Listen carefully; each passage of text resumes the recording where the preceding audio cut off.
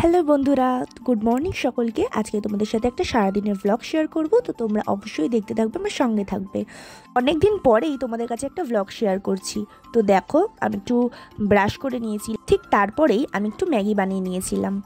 আর দেখো, ম্যাগিটা এত ইয়াম্মি লাগছিল আর দেখতেও খুব সুন্দর হয়েছিল। তো আমি এটা একটুখানি খেয়ে নিচ্ছিলাম, এটা আমার সকালে ব্রেকফাস্ট ছিল। তো তারপরেই দেখছি মা চিলি চিকেনের জন্য ম্যারিনেট করে ভাজাভাজি স্টার্ট করে দিয়েছে। আর আমাদের ফ্রাইড রাইসটা অলমোস্ট রেডি হয়ে গেছিলো। আর সরি, আমি তার ক্লিপটা নিতে পারিনি। তো তারপরেই আমাদের চিলি চিকেন রেডি হয়ে গিয়েছিল। আর তোমরা দেখতেই পাচ্ছ, এটা আমার মা রান্না করছে।